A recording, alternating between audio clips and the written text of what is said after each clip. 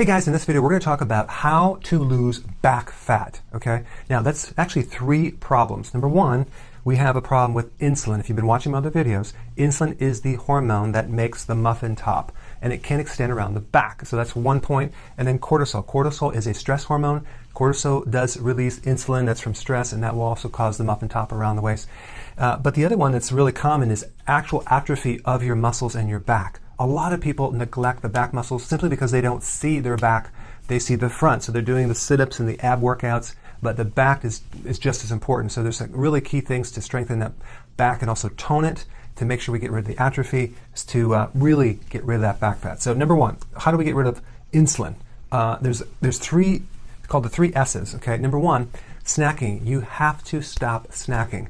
Snacking increases insulin, and so does any eating, so you really want to do intermittent fasting, which is like eat and then don't eat for a while and then eat and don't eat, okay? So this whole grazing thing, 5-6 small meals through the day is really bad advice, so we want to do snacking. We want to avoid snacking at all costs and just eat 3 meals. If you want to eat and go from one meal to the next, add a little bit of healthy fat to be able to go on further.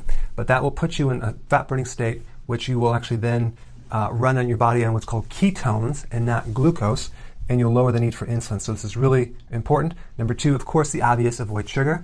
I don't need to tell you that, but you probably already know that, and that's all the hidden sugars: bread, pasta, cereal, crackers, biscuits, waffles, pancakes, muffins, sodas, juice, and that does include alcohol, yogurt, because it has 10 grams of sugar, and of course the juice. So that's really, we need to avoid that to lower insulin. And then we want to spike our greens. Why? Because greens have potassium. Potassium will decrease the need for insulin. In fact, insulin and potassium work really closely together. And if you can actually increase your potassium, you will lower the need for insulin. And also, if you actually fix the insulin, you'll actually start absorbing more potassium too. So they work really closely. And it has to do with the cell and the little potassium sodium pumps that are on there, and also the receptors in the cells. I'm not going to get into that. But if you do spike your greens, you will actually improve that. Okay, that means bigger salads. You can do wheatgrass juice powder, that type of thing as well. All right, now let's talk about cortisol. Cortisol is a stress hormone. The way you know you have cortisol is you are under stress. Your tolerance for stress is low. People get on your nerves easily.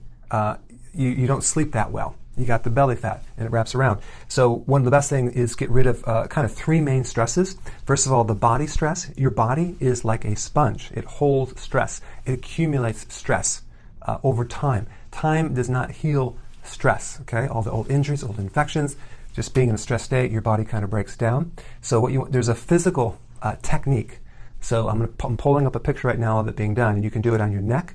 You can do it in different parts of your body, but it's a stress extraction technique using a massage tool that I developed.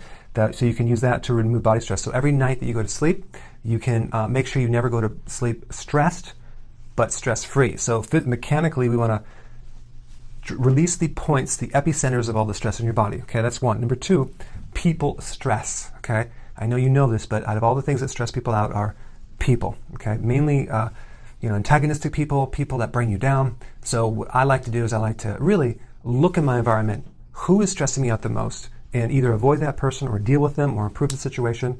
There also could be stress from watching even TV, the news. So don't watch the news. It's just recycled sensation back over and over. They're taking this one point, trying to come different, spin it different ways, different angles.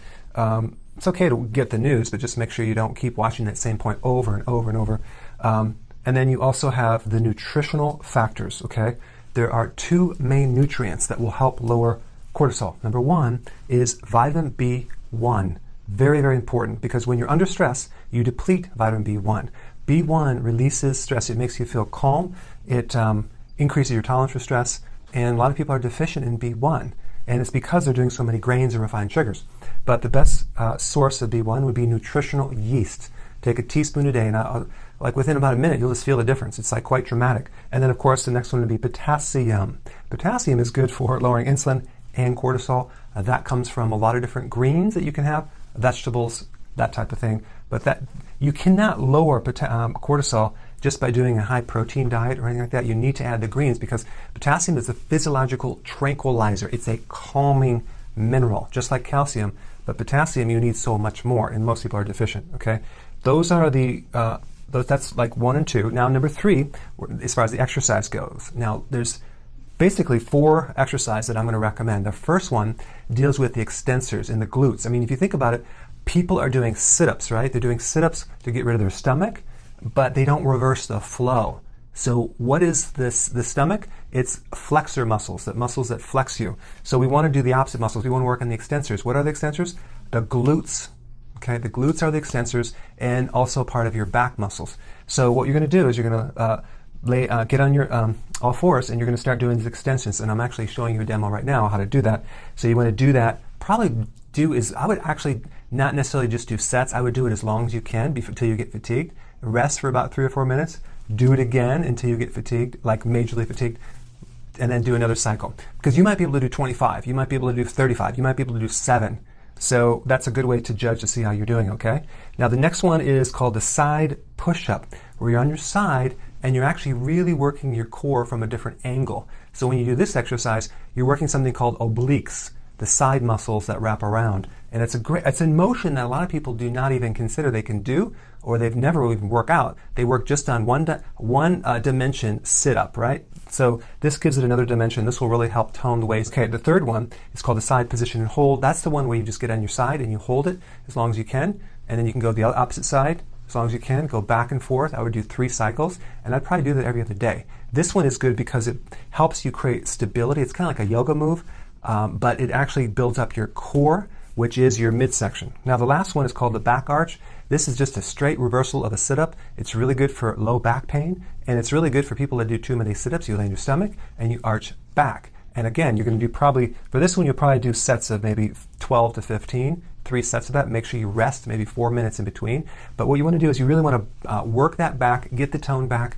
We're not necessarily burning calories for this. We're getting the muscles to be more toned, to get to develop the back muscles, because that is an area that so many people never even work those muscles, so they just fall apart. All right? Go ahead and apply this information, and I will see you in the next video.